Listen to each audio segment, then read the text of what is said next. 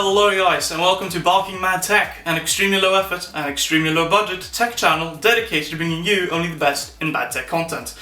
My name is Nick, and today we're taking a look back at one of my favourite processors of all time, the Intel Pentium G3258 Anniversary Edition. 2014 was a vastly different time in the computer enthusiast sphere compared to today.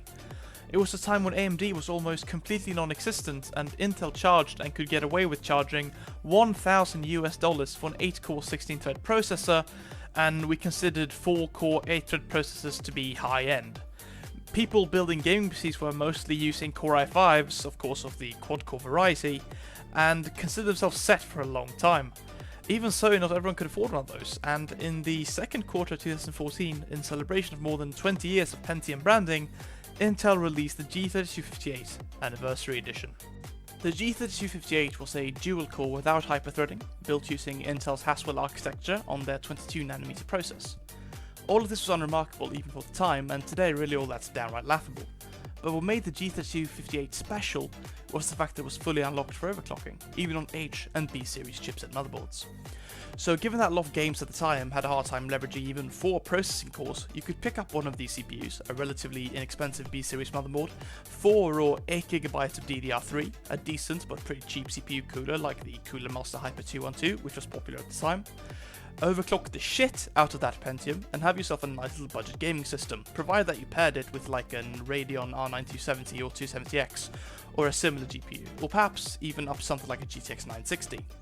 And with a setup like that, you would have an absolutely great time playing pretty much any contemporary esports title, and even a lot of AAA games on reasonable settings.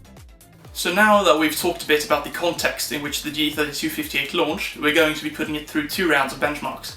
In the first, we're going to be pairing it with a GTX 1070, doing modern games at 720p low settings, and this is because we really want to just put it through its paces. We want to see what it's like capable of today, which I am not expecting much of it, if I'm honest. But after we've done that, we're going to be replacing the 1070 with this, the XFX HD 7850, which is pretty similar in performance to the R9 270 I mentioned earlier.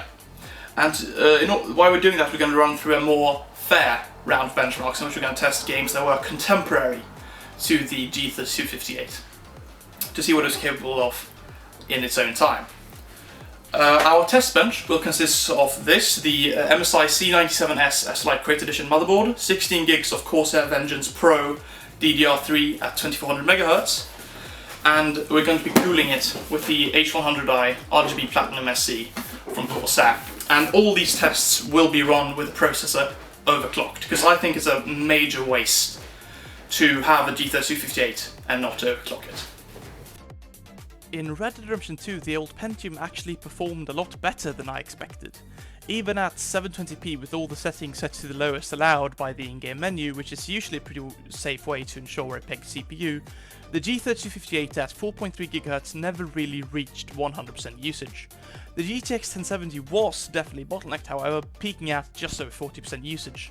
But even then, it still managed a minimum of FPS of 17, an average of 42 and a max of 60. Now, I think this is more to do with the game itself, and also with the GTX 1070, than with the CPU, and I don't expect anyone to pair or actually to have paired the G32 with the 1070, but it's an interesting result nonetheless, I think. Assassin's Creed Odyssey, on the other hand, performed a lot worse than I was expecting, in that the benchmark wouldn't run at all. In the starting menu, the CPU would be pegged at 100% usage, and trying to start the benchmark resulted in a crash or an infinite loading screen. I wasn't expecting the Pentium to do well in this game, but damn. So in Star Wars Jedi Fallen Order, playing at the medium preset, which is what the game calls the lowest preset for some reason, and 720p with our 4.3GHz OC, we got an average FPS of 40 and a max of 96. Now, you might look at that and go, wow, that's actually great. But notice I didn't mention our minimum FPS, and that's because it's 0. That's right, literally just 0, nil. And what happened there wasn't just micro stutters, we're talking full-on freezes that will last up for up to 5 seconds at a time, and these happened extremely frequently across the rough 20 minutes of gameplay that gave rise to these results, and I am not including loading screens in that 20-minute number, and trust me, that's significant. This game definitely has the Pentium beat, keeping it pegged as 100% usage literally the entire time the application was running. even installed on a 512GB NVMe SSD, simply because of the Pentium's limitations. Loading screens for this game would take anywhere from 10 to 25 minutes. Yeah, that was rough. This game is definitely beyond the capabilities of this little CPU. So that's the first round of testing done, and yeah, this round went about as well as I expected, with the exception of Red Dead 2.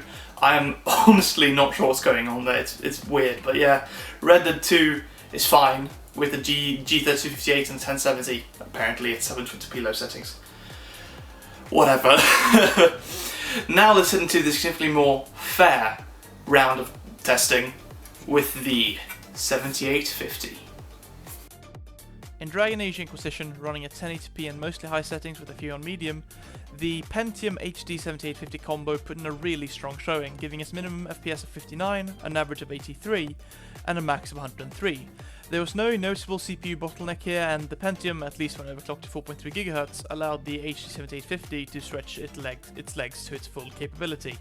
So, if in 2014 you were looking to play Dragon Age at 1080p, a Pentium G3258 was certainly a great choice when paired with a lower mid-range GPU, like the 7850 or the R9270. I played The Witcher 3 for about 25 minutes, running at all medium settings and 1080p, which resulted in a minimum FPS of 34, an average of 39 and a max of 49, which I think is very playable for a third-person RPG. I found that these settings offered a good middle ground between looks and performance, as turning the settings down to low only increased our FPS by about 5, but resulted in a significant visual downgrade. If that locked 60 FPS is a must, however, then turning down the resolution is necessary. That brings us to what is really interesting about these results though, and it's that in The Witcher 3, at these settings, the graphics card, the HD 7850, not the CPU, was the bottleneck, with the GPU staying at 99% usage pretty much all the time, while the Pentium was barely hitting 60%. So again, if back then you were wanting to play The Witcher 3, and perhaps if you still are, then you could do a lot worse than the Pentium G3258. Assassin's Creed Odyssey was the subject of a huge controversy at the time of its release in 2014, as it was horribly optimized and buggy to the point of being broken. Over the years, however, Ubisoft has released patch after patch, to the point where it now considers the game mostly fixed. For this test, I ran the game at the low preset at 1080p for 25 minutes, and that resulted in a minimum FPS of 18, an average of 43, and a max of 59. This isn't great, but it's playable. I should note that there was no significant bottleneck either way in this instance, with both the GPU and the Pentium pretty much maxed out.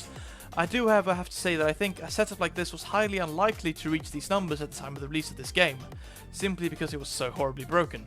But if you for some reason are still using the G3258 now, and have a graphics card similar to, or perhaps even better than the HD 7850, then you don't have to worry about running Assassin's Creed Unity. Now. So that's that, my friends. I think the second round of testing showed that the G3258 was a great CPU for its time, while the first one showed that its time as a gaming CPU is unequivocally now over. Unless maybe you're just playing League, or Dota, or something like that. Anyway, that's it for me. Keep an eye out for future videos. Peace out.